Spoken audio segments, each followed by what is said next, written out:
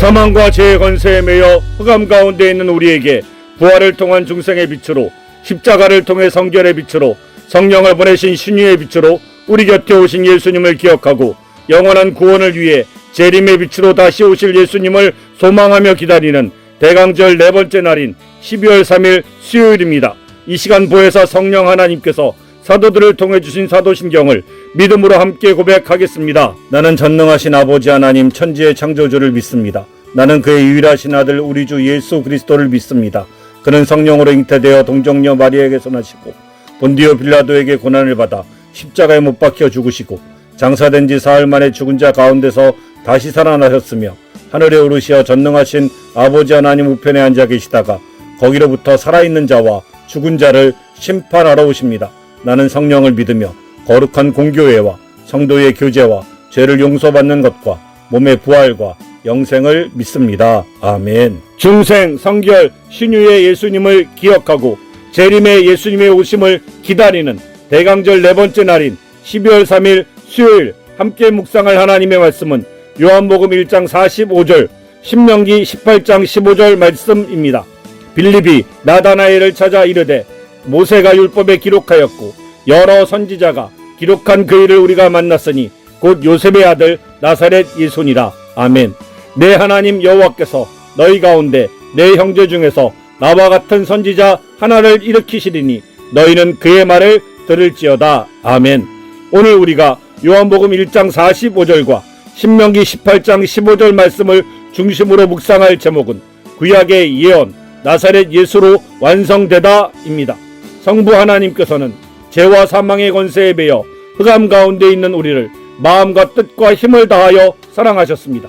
그리고 그 죄와 사망의 권세로 흑암 가운데 있는 우리를 구원하시기 위하여 하나님의 아들을 선지자로 우리에게 보내시겠다고 신명기 18장 15절에서 말씀하셨고 이사야서 11장 1절에서는 나사렛 가지로 표현하셨습니다. 예수님께서는 선지자로 나사렛 가지로 우리에게 중생 성결 신유의 은혜를 베푸시고 재림의 소망을 주셨습니다.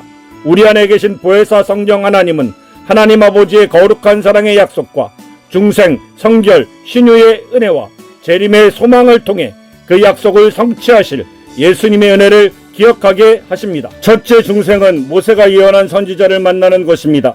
구약에서 하나님은 모세를 통해 장차 모세와 같은 선지자가 나타나 백성에게 하나님의 말씀을 전할 것을 예언하셨습니다.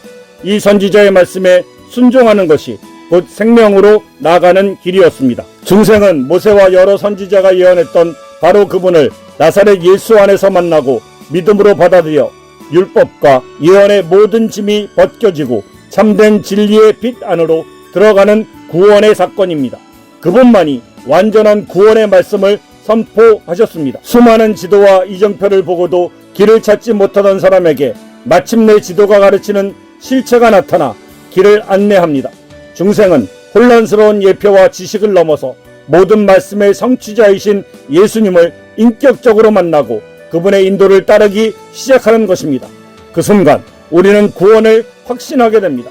오늘 당신의 삶에서 가장 복잡하고 어려운 문제 하나를 가지고 예수님께 나가십시오. 그리고 모세가 예언한 참 선지자이신 예수님, 저에게 진리의 말씀을 들려주셔서 당신의 말씀에 순종함으로 이 문제에서 벗어나 구원의 길을 걷겠습니다 라고 구체적으로 기도하고 성경 말씀을 찾아 읽으며 주님의 인도를 따르십시오. 둘째 성결은 나사렛 가지처럼 자라는 삶입니다. 나사렛이란 명칭은 당시 사람들에게 멸시의 대상이었고 나다나엘은 나사렛에서 무슨 선한 것이 날 수 있냐라고 반문했습니다. 그러나 구약은 다윗의 뿌리에서 나올 가지인 히브리어로 나사렛이 왕이 될 것임을 예언했습니다. 성결은 세상이 무시하고 멸시하는 나사렛 가지와 같이 낮은 곳에서 겸손함과 하나님의 뜻에 전적으로 의지하며 거룩한 열매를 맺는 삶입니다. 세상의 평가에 흔들리지 않고 하나님 안에서의 진정한 거룩함을 추구하는 것입니다. 가장 평범하고 보잘것없는 돌멩이처럼 보이지만 그 안에 희귀하고 값진 보석을 품고 있는 원석이 있습니다. 예수님은 나사렛이라는 외형적인 보잘것없음 안에 하나님의 영광이라는 가장 값진 보석을 담고 이 땅에 오셨습니다. 성결은 세상의 화려함을 버리고 우리 안에 심기신 하나님의 거룩한 본성을 갈고 닦아 겸손함으로 빛나게 하는 것입니다. 오늘 당신이 맡은 일 중에서 가장 힘들고 아무도 알아주지 않는 숨겨진 섬김 하나를 지원하십시오.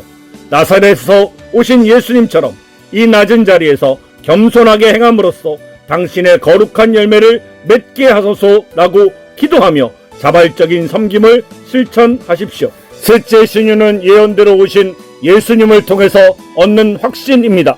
모세의 율법에 따라 백성들은 대제사장을 통해서만 하나님께 나아갈 수 있었고 죄로 인해 하나님과 분리된 상태였습니다. 질병과 고통은 이 분리의 결과였습니다. 신유는 모세가 예언한 선지자이신 예수님께서 십자가에서 돌아가실 때 성전의 휘장을 찢으심으로 하나님과의 막힌 관계를 열고 직접 그분께 나아갈 수 있는 길을 여신 사건의 결과입니다. 이로써 우리는 질병의 근원인 죄와 분리로부터 온전히 회복되는 것입니다. 질병과 고통은 하나님께 나아가는 길을 가로막는 두꺼운 장벽과 같습니다. 선지자들이 기록한 예수님이 오셔서 이 장벽을 허무셨습니다.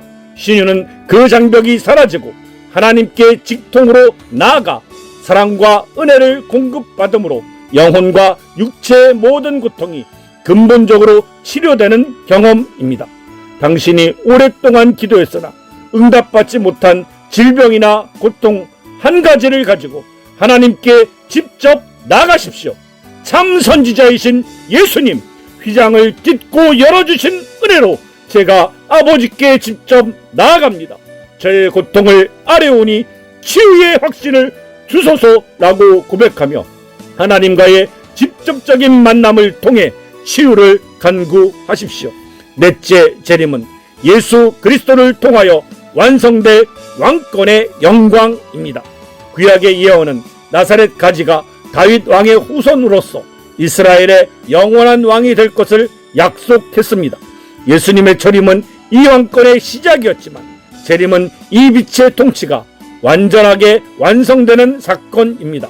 재림은 요셉의 아들 나사렛 예수가 이제 영광의 왕으로 다시 오셔서 모든 선지자의 예언을 최종적으로 완성하고 영원한 왕권을 세우시는 날입니다.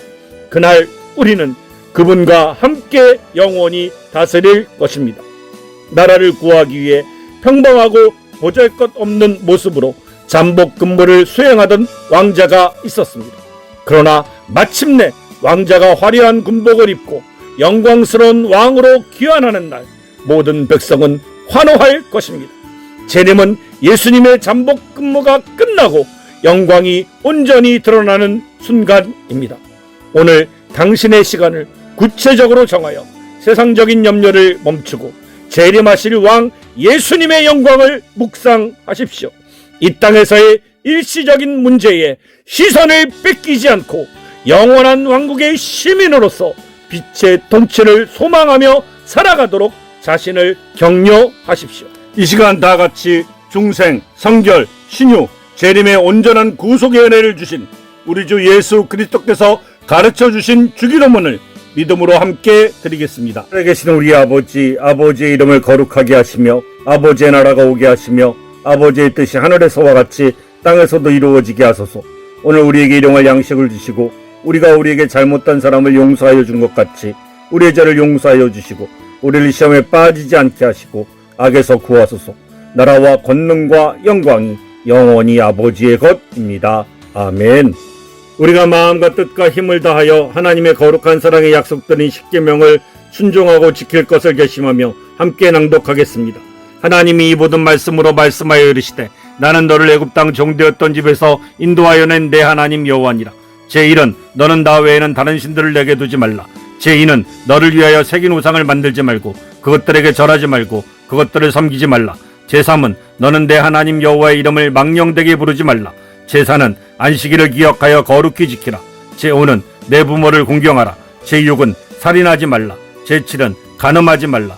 제8은 도둑질하지 말라. 제9는 내 이웃에 대하여 거짓 증거하지 말라.